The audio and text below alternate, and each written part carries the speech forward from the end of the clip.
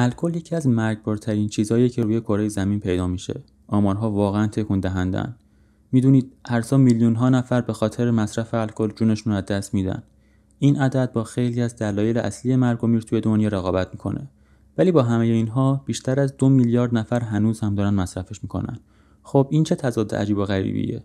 تو این اپیزود میخوایم دقیقاً بریم سراغ همین پارادوکس. این دقیقاً همون دوگانگیه که رابطه پیچیده ما با الکل رو شکل میده. از یه طرف یه ویرانگر تمام عیار، از طرف دیگه پای ثابت همه جشن‌ها و دور همیامونه. واقعاً چطوری میشه این دوتا چهره کاملاً متضاد رو کنار هم گذاشت؟ خب سوال اصلی اینه چرا ما اینقدر به چیزی که این همه بهمون آسیب میزنه وابسته شدیم؟ برای اینکه جواب رو پیدا کنیم باید یه سفر جالب به درون بدن و ذهنمون داشته باشیم. خب برای شروع بیایید ببینیم وقتی یه جرعه نوشیدنی الکلی میخوریم دقیقاً چه اتفاقی توی بدنمون میفته. این همون جادوی موقتیه که باعث میشه میلیون‌ها نفر هر شب برن سراغش. شاید براتون جالب باشه که بدونید الکل در اصل یه جور سلاح بیولوژیکیه. آره جدی میگم، مخمر اون رو تولید میکنه تا رقبای خودش رو از بین ببره. ما آدما هم اومدیم این سلاح رو برداشتیم، یکم آب و طعم دهنده بهش اضافه کردیم و مینوشیمش. سفر الکل توی بدن شما خیلی سریع اتفاق میفته. به محض اینکه مینوشیدش میره سراغ کبدتون. ولی خب کبد شما فقط میتونه یه مقدار خیلی کمی رو در هر لحظه پردازش کنه. برای همین خیلی سریع کم میاره و اصطلاحاً غرق میشه. بقیه الکل کجا میره؟ مستقیم به مغزتون هجوم میبره و اونجاست که کنترل مرکز فرماندهی بدنتون رو به دست میگیره. اما سوال اینجاست چرا این همه به هم ریختگی و آشوب توی مغز انقدر برای ما حس خوبی داره؟ چی توی الکل هست که اون رو تبدیل کرده به قوی ترین روان کننده اجتماعی که بشر تا حالا به خودش دیده؟ الکل کاری که میکنه اینه که اون دیواره‌های نامرئی اضطراب و ناامنی رو توی وجود ما فرو میریزه. نورون‌ها رو آروم میکنه و استرس رو از بین میبره. از اون طرف باعث آزاد شدن اندورفین میشه.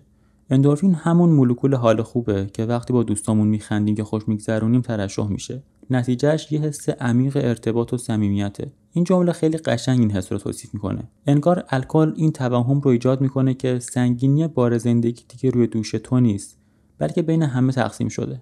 برای همین مکالمات روونتر میشن، لبخندها واقعی‌تر به نظر میان و آدم‌ها خیلی راحت‌تر با هم دوست میشن. اما این جادوی شیرین و موقتی یه بهای خیلی سنگین و دائمی هم داره. این حس خوب هزینه‌اش رو از بدن و جامعه ما میگیره. خب حالا وقتشه بریم سراغ بخش تاریک ماجرا، آسیبی که مصرف منظم الکل به تک تک سلول‌های بدن شما میرسونه. ببینید دشمن اصلی فقط خود الکل نیست. وقتی بدن شما شروع به تجزیه الکل میکنه، یه ماده شیمیایی به اسم استالدهاید تولید میشه. این ماده حتی از خود الکل هم سمی‌تره و به معنای واقعی کلمه شروع میکنه به خوردن سلول‌های شما از داخل.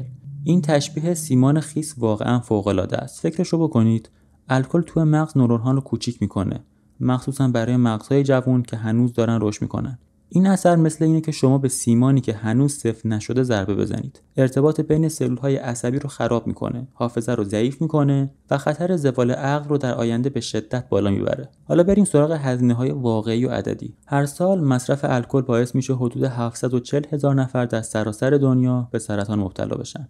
این فقط یه عدد نیست. پشتش 740,000 داستان واقعی از درد و رنج آدم هاست. و البته کبد، مرکز سم‌زدایی بدن، یکی از اولین و بزرگترین قربانی هاست. الکل به آرومی کبد رو به یه توده چربی و بافت مرده تبدیل میکنه. نتیجهش مرگ 600,000 نفر در سال فقط به خاطر نارسایی کبد. ولی داستان فقط به کبد ختم نمیشه.